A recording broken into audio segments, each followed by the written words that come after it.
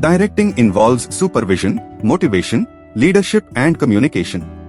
In an organization, why some employees work with so much enthusiasm, always present for work, stay in the organization for long term. And why some employees work with no enthusiasm, remain absent from work, leave the organization in a short term. It is motivation. Motivation is the process of making subordinates to act in a desired manner to achieve certain organizational goals. An employee may have an unsatisfied need like a salary hike. Manager may identify his need. The need creates tension in the mind of employee that stimulates his drives, which generates a search behavior like what to do to satisfy the need. Here manager will make an action plan with him which can satisfy his need and organization goals will also be achieved. The employee will act as per the discussed action plan. Once his need is satisfied, that is he gets the salary hike, his tension will be relieved. This is a motivation process where a manager has rightly identified the need of the employee and makes his subordinate to act in a desired manner by satisfying his need. An employee may work in the organization with the motive of earning money or job safety or social needs or uplifting social status or achievement of high-level goals like passion, creativity, etc. Managers understand these motives of employees and design suitable motivators like pay, bonus, promotion, recognition, praise, responsibility, etc. in the organization to influence people to contribute their best. This process of influencing people is called motivation. Motivation is an internal feeling or an internal urge of an individual like possessing a motorbike, comfortable house, reputation in the society, etc. Motivation produces goal-directed behavior like a student study very hard as he is very motivated to score good marks. Motivation can be either positive or negative. Positive motivation provides positive rewards like increase in pay, promotion, recognition, etc. Negative motivation uses negative means like punishment, stopping increments, threatening, etc., which also may induce a person to act in the desired way. Motivation is a complex process as the individuals are heterogeneous in their expectations, perceptions and reactions like promotion may not motivate all promoted employees in the same manner. Motivation helps to improve performance levels of employees. Managers identify the motivational needs of the employees and try to satisfy them.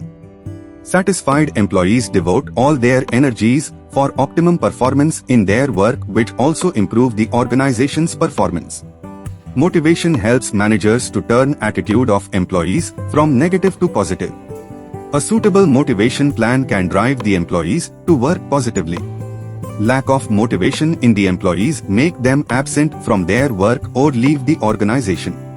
And thus, sound motivation system including good working conditions, adequate rewards, sufficient recognition, good relations with supervisors and colleagues, etc. reduce employees' absenteeism and turnover. This helps organization to achieve its targets, and in the long term this saves the cost of new recruitment and training and helps to retain talented people in the organization.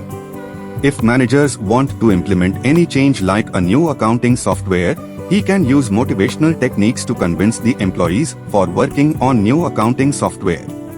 Abraham Maslow, an American psychologist, gave Maslow's need hierarchy theory to explain the motivation phenomenon. His theory was based on human needs. He felt that within every human being, there exists a hierarchy of 5 needs. These are basic physiological needs.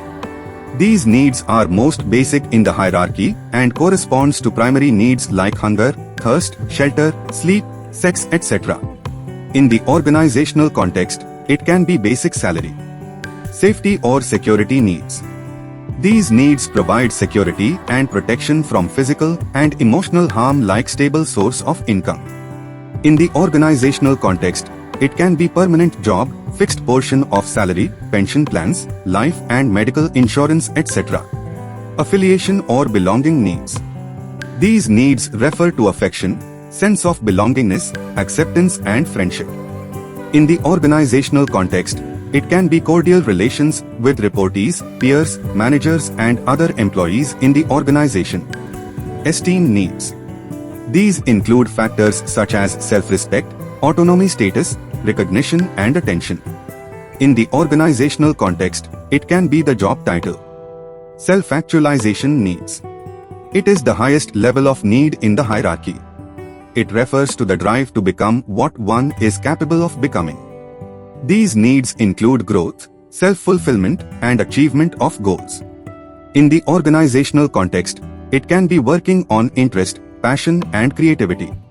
This hierarchy was based on the assumptions that people's needs decide their behaviors. People behave well if their needs are satisfied. People's needs are in hierarchical order, starting from basic needs to other high-level needs, and they satisfy them in this order only.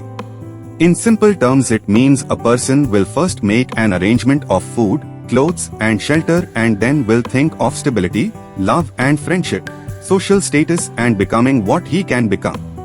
However, there may exist exception to this where an individual is trying to satisfy love and affection needs without caring for lower level needs.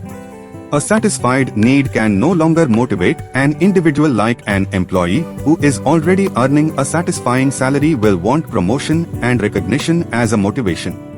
Maslow's need hierarchy theory may not be very exact all the time, but it provides an idea about different needs of an individual which managers can understand and design motivational plans in the organization. Usually, organizations design financial and non-financial incentives to motivate employees and improve their performance. Financial incentives are all those incentives that are direct money or can be measured in monetary terms.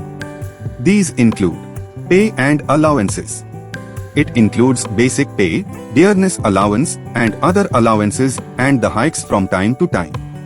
Productivity-linked wage incentives. It includes linking payment of wages to performance or productivity. Like a sales manager will earn a monthly incentive over and above fixed salary only when he will achieve his monthly sales target. Bonus. It is also an incentive offered over and above the wages or salary. It depends on individual performance and organization's performance as well. Profit sharing. It means providing a share to employees in the profits of the organization. Co-partnership stock option. These include offering employees the company shares at a set price which is lower than market price.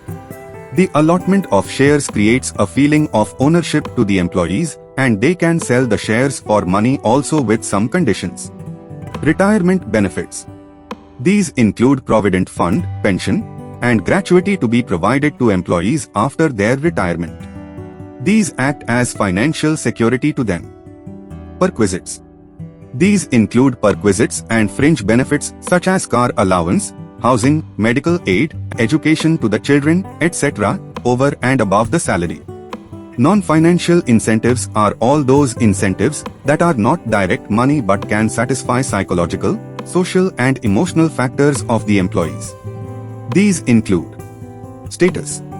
In the organizational context, status means ranking of positions in the organization. The authority, responsibility, rewards, recognition, perquisites, and prestige of job indicate the status given to a person holding a managerial position. Organizational climate. These include organizations' characteristics such as individual autonomy, reward orientation, consideration to employees' risk-taking, etc. Career advancement opportunity. Employees join the organization and want to rise in the organization hierarchy.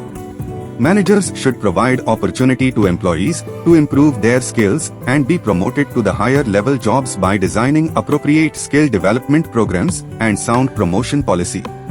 Job enrichment. It means designing jobs that include greater variety of work content, require higher level of knowledge and skill, give workers more independence and responsibility, and provide the opportunity for personal growth and a meaningful work experience. Employee recognition programs. These include acknowledgement of work of employees with a show of appreciation. These include congratulating the employee for good performance, sharing employees' achievement internally or on social media, installing a award or certificate for best performance, distributing mementos, complimentaries in recognition of employee services, rewarding an employee for giving valuable suggestions. Job security. It means that employees have certain stability about future income and work. It is very high in government offices and very low in private startups. Employee participation. It means involving employees in decision-making of the issues related to them. Employee empowerment. Empowerment means giving more autonomy and powers to subordinates to make employees feel that their jobs are important. In reality, financial and non-financial incentives both give a mental satisfaction to employees to work for the organization. Good managers use financial and non-financial incentives wisely to keep the employees motivated for their jobs. Demotivated employees are a danger to organizations' continuance.